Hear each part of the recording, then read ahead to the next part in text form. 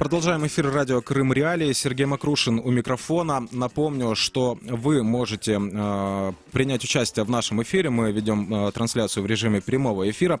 Комментируйте то, что вы слышите и видите под нашими трансляциями в Facebook и на YouTube. Также вы можете принять непосредственное участие в нашем разговоре. Если вы слышите нас в Крыму, 8 800 10 06 926. Звоните на этот номер. Звонки бесплатны. Анонимность в случае необходимости мы тоже вам гарантируем, просто предупредите нашего редактора. Кроме того, жители материковой части Украины могут присоединиться к нашему разговору 044 490 2905. Итак, о чем поговорим в ближайшие полчаса? Поговорим о судьбе иновещания Украины. Сообщают средства массовой информации о том, что на канале UATV, который создан на мультимедийной платформе иновещания Украины, остановлено производство новостей и иного контента на крымско-татарском, английском, русском и арабском языках. Также сообщается об отключении спутникового вещания. По сообщениям Министерства культуры, молодежи и спорта Украины, на базе телеканала UATV будет создан новый канал, который сфокусируется на вещании на временно неподконтрольные территории Украины, часть Донбасса и Крым. Я в начале эфира скажу, что мы приглашали принять участие в эфире представителей Министерства культуры, молодежи и спорта Украины. С нами связались помощники заместителя министра Анатолия Максимчука, однако в данном эфире он из-за плотного графика, как нам пояснили, участия не примет. Мы ожидаем его комментариев в ближайшее время, возможно, сегодня они появятся, и как только они к нам поступят, мы их опубликуем. Начнем же мы наш разговор с Натальей Лигачевой, украинским медиакритиком, шеф-редактором издания «Детектор Медиа». Наталья, доброе утро. Доброе утро. Итак, несколько слов о происходящем с UATV. Вот мы озаглавили свой выпуск «Украина выключает иновещание» и знак вопроса поставили. Остается ли знак вопроса на данный момент, исходя из той информации, которая есть? Ну, мне сложно сказать, потому что из того, что вы рассказали, и то, что действительно есть, вроде бы знака вопроса нет, вроде бы его отключают, да, вроде бы уже не будет иновещания. Из разговоров таких личных off-record с представителями министерства, они говорят, что нет, они не уничтожают иновещание. В то же время точно так же, как вот и вам, нам в официальных комментариях пока отказывают. Вся информация это только та, которая появляется на сайте. Поэтому, знак вопроса, скажем так, пока остается. Вот слушатели наши в комментариях спрашивают, а зачем это иновещание необходимо? Рассуждают о том, интересно ли кому-то за пределами Украины смотреть и слушать, что происходит в Украине. Несколько слов о том, в ответ на какие вызовы было создано иновещание Украины, да, и какие функции оно фактически сейчас выполняет? Ну, собственно говоря, и сотрудники министерства тоже апеллируют вот в этих таких разговорах off-record к тому, что, во-первых, аудитория и навещание украинского была невысока, во-вторых, что, мол, его качество оставляло желать лучшего. Ну, это действительно так, но, с другой стороны, оно явно прогрессировало после 2015 года, когда оно было, ребрендинг получило, да, и была создана вот эта мультимедийная платформа, оно соединилось с Укринформом, а с другой стороны, зачем уничтожать, а не улучшать? В ответ на вызовы, конечно же, прежде всего, и навещание было и ранее, да, но оно было не столь важно для государства, как когда была осуществлена российская агрессия. И прежде всего его функция доносить до и украинцев, и не украинцев, самое главное, до диаспоры, да, которая уже иногда не владеет даже украинским языком, и не украинцев, правдивую информацию об Украине, но прежде всего все-таки заботы об имидже Украины. Мы понимаем, что некоторые телеканалы украинские тоже имеют свои спутниковые версии, также присутствуют в некоторых, допустим, отелях мира, но мы понимаем, что многие якобы украинские телеканалы не являются такими, они являются пророссийскими. Вот именно функцией иновещания государственного было доносить ту информацию, которая была бы полезна с точки зрения имиджа Украины за границей. Напомню, что с нами на связи Наталья Лигачева, украинский медиакритик, шеф-редактор «Детектор Медиа».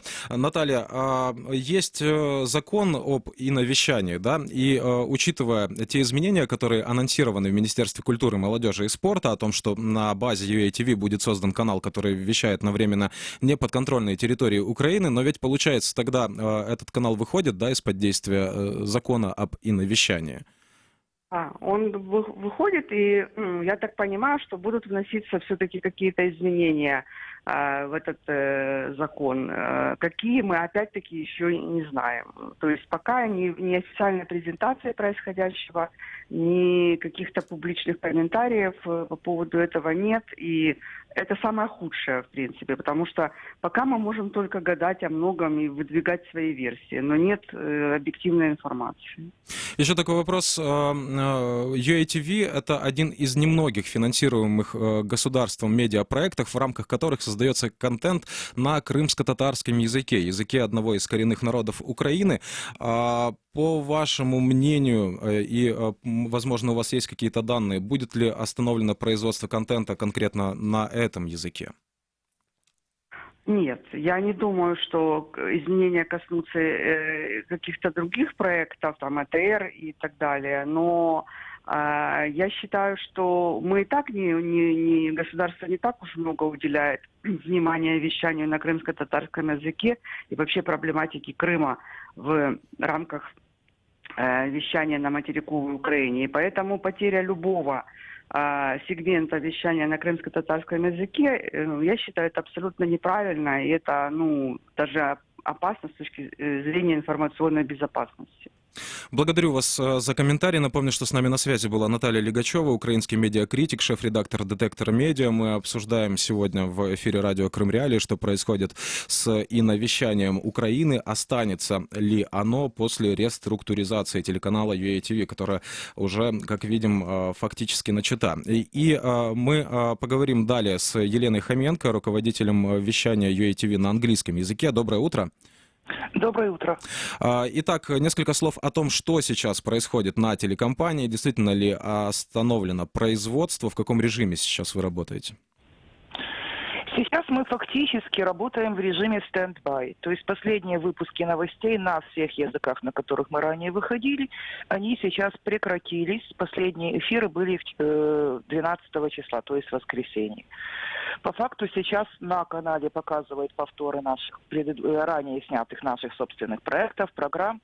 Ну и, собственно, все было ранее анонсировано устно, что со временем на базе этого канала будет создан развлекательный информационный канал для временно оккупированных территорий. По вашему опыту работы, расскажите, кто вас смотрит за границей, на кого ориентирован ваш информационный продукт? Значит, смотрите, в принципе, иновещание – это большой мерой имиджевое, собственно, телевидение. То есть наше задание было, во-первых, показать точку зрения Украины, показать, во-первых, что Украина – это такая страна, которая существует на карте, что у нас есть своя позиция по поводу многих вещей, которые происходят в мире, ну и, естественно, в Украине, достучаться до диаспоры, чтобы нас услышали, чтобы узнали, что у нас в стране не только война и ужасные экономические проблемы и коррупция, а еще у нас есть культура, а еще у нас есть кино, а еще у нас есть чудесные спортсмены, а еще у нас есть прекрасная природа, так что приезжайте к нам, пожалуйста. То есть, в принципе, нашу целевую аудиторию очень сложно описать одним словом, потому что она многогранна. То есть потенциальные инвесторы, есть студенты, которым интересно было бы у нас поучиться, есть просто туристы, которым хочется приехать и посмотреть что-то, чего они еще не видели. Есть представители диаспоры там, в 4-м поколении, которым бабушка когда-то рассказывала, что есть такая страна Украина, но это, собственно, все, что они знают об Украине. Вот для всех этих людей мы говорили на 5 языках. Вещание наше велось блоками, у нас были украиноязычные, русскоязычные, англоязычные, на крымско-татарском языке и арабскоязычные новости. Ну и программы тоже. Я не могу пропустить, оставить без внимания. Тут вопросы наших слушателей вот в комментариях под нашей трансляцией говорят, что на некоторых материалах, которые на Ютубе, например, опубликованы, там мало просмотров, да, но я тоже исследовал канал YouTube, UATV, и хочу сказать, что на некоторых роликах и много просмотров, да, и по 500 000 набирают видео, и почти по 1 000 000 просмотров. А есть ли какие-то сводные цифры об аудитории? Можно ли говорить об эффективности иновещания, исходя только из размеров аудитории? С состоянием до 28 декабря прошлого года мы вещали на 5 спутниках. В этом году мы должны были подключиться еще и на 6-й спутник. И мы присутствовали в 4 сотнях кабельных сетей. Как вы понимаете, посчитать аудиторию, которая нас смотрит через спутник, как бы довольно сложно на самом деле, потому что это не одна сторона и не 2 стороны. Это сумасшедшие деньги, если заказывать такие исследования. Соответственно, цифры я вам назвать не могу. Ну, а насчет роликов в Ютубе, ну, начнем с того, что мы были не только в Ютубе, у нас был собственный веб-сайт, на котором мы показывались в прямом эфире. У нас были Facebook, у нас были Твиттеры, у нас были Телеграммы.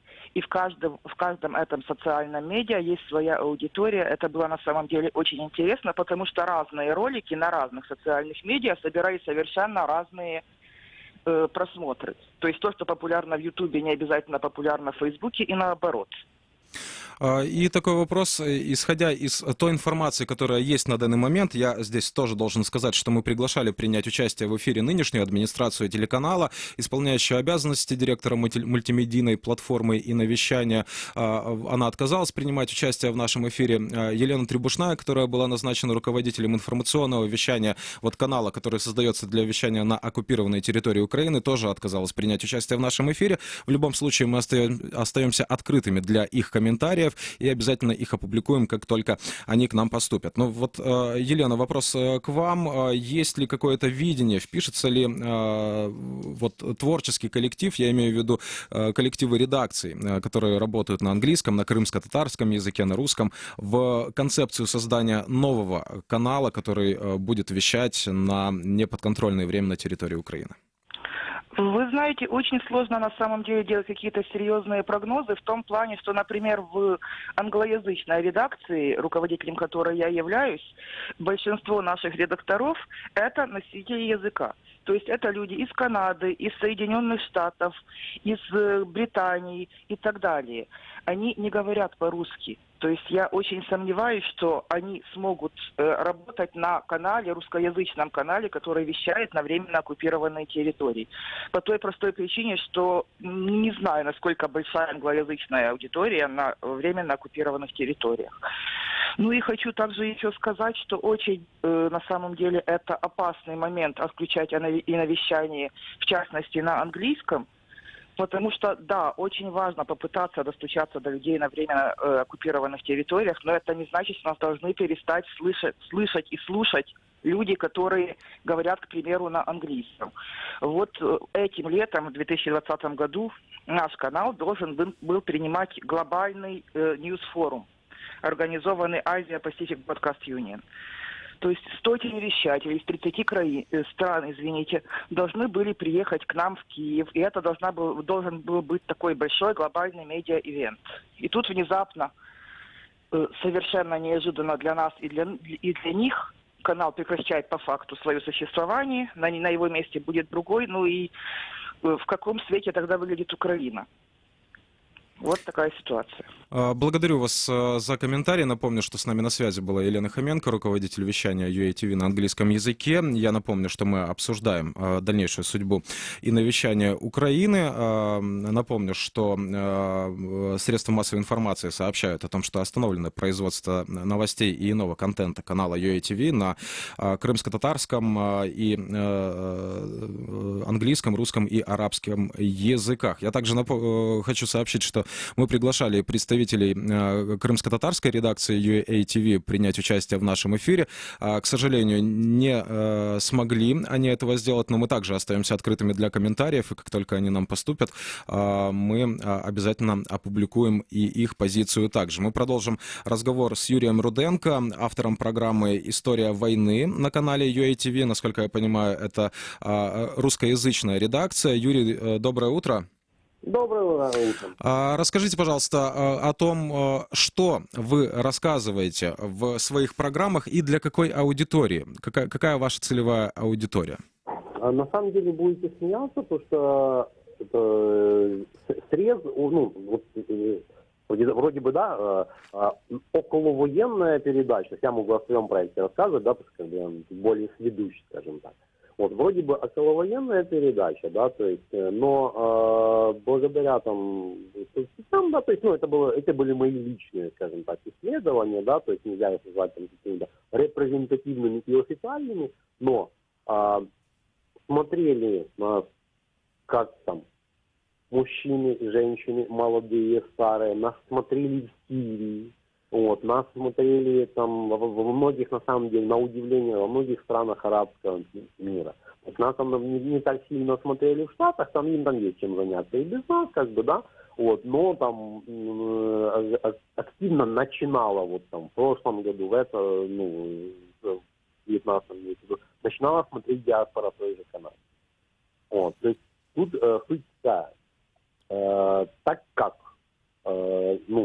канал вот выпускал вот совершенно разный контент, то есть, начиная там, грубо говоря, с рукоделия и заканчивая, передач, посвященных там какому-то там, да, хендмейду, да, и заканчивая всяким околомузыкальным штукам, вот, то, соответственно, абсолютно широченная аудитория. Почему это важно? Значит, важно это, сейчас я вам расскажу почему. Значит, смотрите, суть какая. Очень большое количество людей, которые когда-то там, в бородатые годы давно, уехали из СССР. Вот, они там осели, где они там есть. То есть это большая миллионная, там, многомиллионная диаспора по всему миру. Значит, эти люди, они уехали, вот, например, да, с Украины. Это вот причем, как бы, это четкая информация, это не я придумал, чтобы это люди, которые ездили, доповели это дело. Они уехали из Украины, грубо говоря, там в 20-х годах 19-го столетия, 20-го, точнее, столетия. Они уехали там в 90-х годах 20-го столетия. Они уехали из той Украины, которую они тогда помнят. Да, то есть там клиновцы плачут, бедная страна, все плохо и так далее, и так далее. Ничего удивительного, люди как бы уехали, да, то есть из страны, в которой была плохая экономическая, очень плохая, критическая экономическая ситуация. Сейчас все как бы у нас, вот так по-честному, значительно все иначе выглядит. Вот. И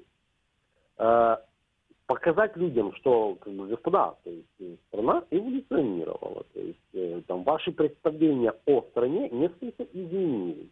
Мало того, на удивление, да, то есть, достаточно посмотреть на карту.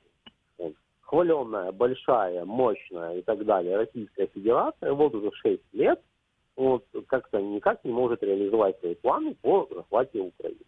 То есть о том, что это совершенно не секрет, тот же там Владимир Владимирович Путин, да, то есть он озвучивал планы по захвату 6 или 8, план Новороссия, так называемых, юго-западных областей Украины, то есть это было озвучено в прямом, в открытых там источниках, в интервью и так далее, но что-то у них не получилось.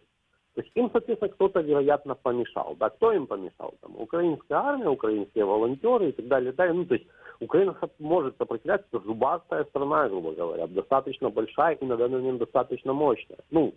Скажем так, она значительно выросла, да, там с периода 90-х годов, например, с периода там вековой давности. Вот. И объяснять людям, которые, давно здесь не были, там, имеют, скажем так, свое какое-то, да, то есть там на данный момент уже ложное представление об этой стране, об Украине, вот, это нужно делать. Потому что, опять же, тут важный момент, Знаете, у нас популярно говорить иногда о синдром меншовартости, комплекс плакучей ивы. Так это действительно так. То есть, когда ты там, например, показываешь, рассказываешь людям из-за границы, из там, Америки, Штатов, там, Канады, не суть важно, показываешь четкий ход той же российско-украинской войны, да, как это было, какие потери понесли наши, какие потери понесли не наши. То есть люди просто удивляются, грубо говоря, глаза на лоб лезут, потому что, а что, а так было, да, то есть, а мы так хорошо воевали, так можно, так можно. Вот в таком ключе все это происходит. Благодарю вас за комментарий. Напомню, что с нами на связи был Юрий Руденко, автор программы «История войны» на канале UA TV. Напомню, что говорим мы о происходящем на телеканале. Средства массовой информации сообщают о том, что остановлено производство контента на крымско-татарском и иностранных языках. И я напомню, номер телефона 8 800 10 06 926. Если вы слышите нас на территории Крыма, если вы смотрите в данном случае UA TV, да, если вы знаете контент и вас беспокоит то, что происходит, вы можете нам дозвониться 8 800 10 06 926. Если вы слышите нас на материковой части Украины, есть номер телефона 044 490 2905. Мы ждем ваших звонков. С нами на связи Заир Смедляев, крымско-татарский активист. Заир, доброе утро. Доброе утро. Что для вас значит вот существование такого телеканала, как UA Крым, у которого есть редакция, которая производит контент на крымско-татарском языке? Ну, скажу так, вообще то, что мы получали хоть какую-то информацию, там, например, не везде можно было, кто-то не смотрит АТР, кто-то смотрит другой какой-то украинский канал. Сегодня, когда нас в этом ограничивают, и сегодня, когда уже UA Крым закрывается, после 20-го мы вообще уже не будем получать и других каналов, да, то есть все переходит на платный контент. Это для Крыма, это, скажем так, серьезно помешает, вообще получению достоверной информации.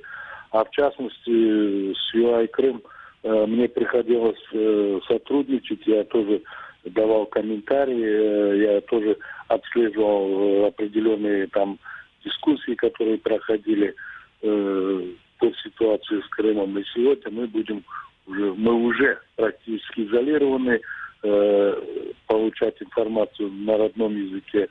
Значит, у нас та часть, которая владеет языком, и с удовольствием это смотрел, она сегодня становится освещенной.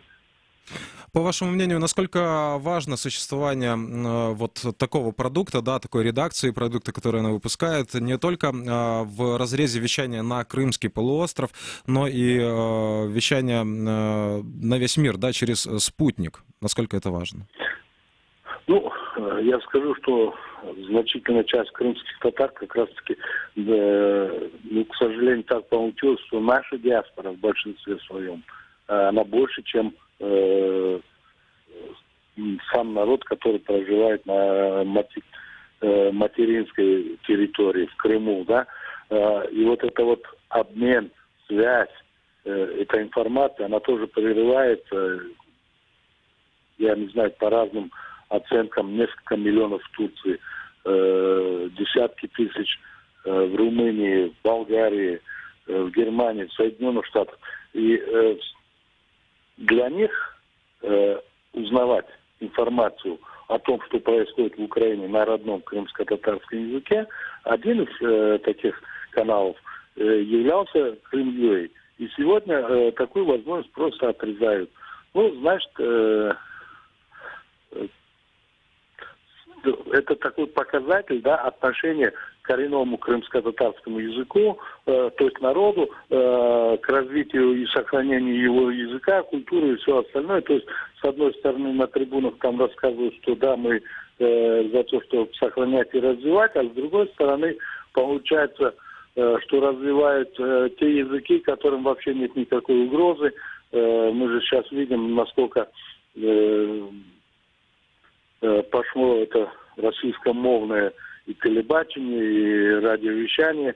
Ну, то есть, к сожалению, я сам крымский татарин, вынужден разговаривать не на родном языке, а на русском. Благодарю вас за комментарий. Напомню, что с нами на связи был Заир Смедляев, крымско-татарский активист. Мы продолжаем эфир, продолжаем обсуждать судьбу и навещание Украины. И далее продолжим разговор с телезрителями, зрителями канала UATV. С нами на связи Татьяна Фецан, глава украинского сообщества в Стамбуле. Татьяна, доброе утро. Доброго ранку. Вы записали недавно обращение даже в защиту UATV. Ваше мнение о том, что сейчас происходит, насколько необходимо или не необходимо Украине в данный момент сохранить навещание? Дякую. Насамперед, щирі вітання вам з холодного, але сонячного Стамбула. Дякуємо. Хочу зазначити, що новина про закриття українського іномовлення нас не те, що засмутила, а ми просто дуже здивовані. Тому що для нас, українців, а нас тут на території Туреччини за офіційною інформацією проживає більше як 35 тисяч, зокрема тільки в Стамбулі до 7 тисяч українців офіційно зареєстрованих. Ось, і це був такий своєрідний міст, прямий міст, який поєднував нас з нашою батьківщиною. Це був єдиний канал, який освітлював культуру українську, який освітлював життя української діаспори. І я зараз говорю не тільки про Туреччину, а взагалі про всю українську діаспору світу. Тому що, на нашу думку, дуже важливо є те, що в найвіддаленішому куточку світу ти можеш чути правдиві новини з України. Наголосити хочу на тому, що правдиві новини. На мою думку, дуже важливо є те, щоб іноземці чули правдиві новини з України на рідній і на зрозумілій їм мові. Саме цей канал міг їм це забезпечити, тому що він транслювався на 5 мовах світу. Це єдиний канал, український державний канал іномовлення, який був на кабельному телебаченні тут в Туреччині. І дуже логічним було те, що на каналі була редакція кримсько-татарською мовою, тому що, думаю, багато знають, що крім української діаспори, в Туреччині проживає багаточисельна кримсько-татарська спільнота. Наскільки мені відомо, разом із тими кримськими татарами, чиї діди і прадіди походять з Кримського півострова, їх тут майже до 5 мільйонів налічується. Тому вони мають право і повинні знати правду про те, що діється в Україні. І дуже зараз якраз така ситуація, що на території Туреччини російські ЗМІ дуже активно прогресують. І хочу навести приклад недавнього такого просто абсурду. Тут існує такий російський канал «Спутник», який дуже підтримується державою, Росією, і він тут дуже активно прогресує своєю пропагандою. І недавно вони випустили новину про те, що в Україні продають консерви, зроблені з російських дітей. І цей канал буде тепер доносити новини про Україну, свої новини, турецьким громадянам. Це просто жах. І от цікаво, і чи невже немає іншого шляху? Невже є така нагальна необхідність у закритті цього каналу, який захищає національні інтереси України за кордоном, формує і підтримує позитивний імідж України в світі? От незрозуміло просто.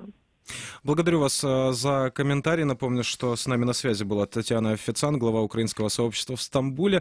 Мы говорили о дальнейшей судьбе украинского иновещания, сохранится ли оно, сохранится ли производство контента на разных языках, в том числе на крымско-татарском языке. И я напомню, что круг мнений мы, конечно же, хотели бы услышать в нашем эфире еще шире, поэтому мы обращались за комментариями и к представительству Министерства культуры Украины, и к сотрудникам крымско-татарской редакции UATV, и к нынешней администрации телеканала и мультимедийной платформы и навещания Украины. Их комментариев мы продолжаем ожидать и после завершения эфира, и как только они к нам поступят, мы их обязательно опубликуем. Мы продолжаем следить за развитием этой ситуации. Кроме того, я должен отметить, что к нам очень много вопросов поступает от наших радиослушателей относительно будущего спутникового вещания после того, как крупнейшие телеканалы Украины закодируют свой сигнал. Мы работаем над этой темой, мы пытаемся достать всю необходимую информацию. Следите за эфирами радио Крым Реалии, следите за публикациями сайта Крым Реалии. Как только информация у нас будет, мы, конечно же, ее опубликуем. Продолжим эфир через несколько секунд. Команда «Радио Крым Реалии». Серьезная, веселая, оперативная, дружная, любопытная. Утром и вечером мы вместе с вами.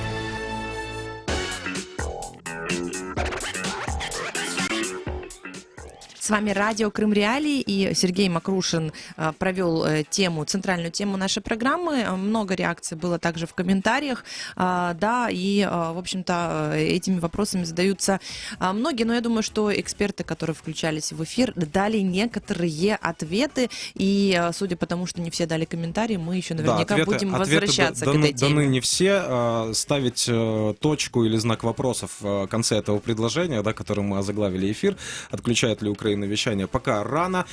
Будем ожидать информации полной, да, чтобы у нашей аудитории могло сложиться какое-то конкретное мнение, да, относительно того, что происходит. Итак, но, тем не менее, знаешь, мнение сейчас есть у каждого на тот или иной счет, и в том числе на какие-то новости, обещания, события и прочее. Вот на сайте Крым Реалии есть такая еженедельная рубрика, это ваши высказывания и в соцсетях, да, то есть ваши, я имею в виду, пользователи, кто-то из них нас слушает, кто-то нет, кто-то пользуется только интернетом. Это люди, которые пишут какие-то свои фидбэки, отзывы и прочее. И вот там редактор Крым Реалии собирает это все в одну публикацию. Вот одна из публикаций, которая называется «Сказочники собирались рассказывать небылицы». Это цитата, которая вынесена в заголовок. И вот обозреватель сайта Крым Реалии Марина Козырева рассказала о реакции крымчан в соцсетях на состоявшийся на прошлой неделе визит президента соседней России в Крым. Владимир Путин раскритиковал работу своих подчиненных и потребовал навести порядок на полуострове. Давайте вспомним, как это было. За последние годы, конечно, сделали немало для раскрытия потенциала Крыма и Севастополя, для их интеграции в общее социальное, правовое, хозяйственное и гуманитарное пространство России. Важным, во многом определяющим фактором стало создание и расширение магистральной инфраструктуры. Понятно, что это самое основное, это фундамент, базис, без которого развиваться вообще невозможно. И понятно, что это самая затратная часть. Сделано много, но еще не все. Еще нужно поработать над проблемами водоснабжения, водоотведения, над решением экологических вопросов, которыми здесь, похоже, вообще никто никогда и не занимался. Вот такая цитата. И давайте послушаем еще, что сказал подконтрольной России глава Крыма Сергей Аксенов об итогах этого совещания во главе с Владимиром Путиным. Президент поручения все в части приоритетного развития Крыма ускоренного дал еще в прошлом году. Сегодня все решения соответствующие были приняты. Поручение правительству и нам, как главам субъектов Российской Федерации, решить все вопросы. Ну, если мы говорим о здравоохранении, к 2022 году мы 95% объектов должны соответствовать нормативному состоянию. Практически все. То есть включено в программу ближайшую 1800 мероприятий по здравоохранению. Это касается ремонтов, капитальных ремонтов. У нас достаточно большое количество крупных игроков рынка, которые готовы строиться. Общественный транспорт более 1000 единиц будет закуплено. По благоустройству будет за 3 года отремонтировано более 307 общественных территорий, это парковых зон, и более 320 придомовых территорий, это те, что уже внесены в план. При этом здесь спасибо Владимиру Владимировичу, конечно, Дмитрию Николаевичу за ту поддержку. То есть если темпы, я имею в виду по благоустройству, по проведению ремонтных работ будут опережающими, соответственно, можно будет обращаться в правительство Российской Федерации еще дополнительно за выделением средств.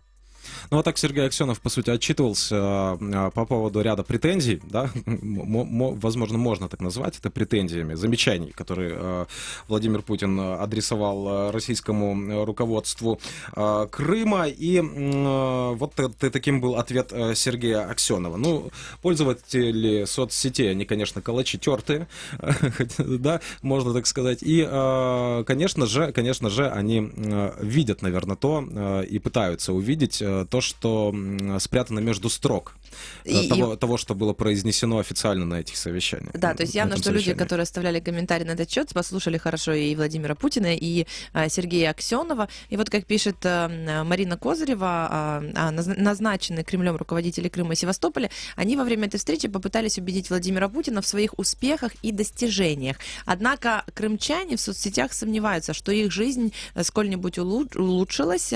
Автор обзора приводит в доказательство комментарии из соцсетей. Ну, например, вот, например. Активист из Коктебеля Борис Яремко пишет: и как могли президенту даже не побоялись подсунуть дезу про 7,5 миллионов туристов? Как не бояться только?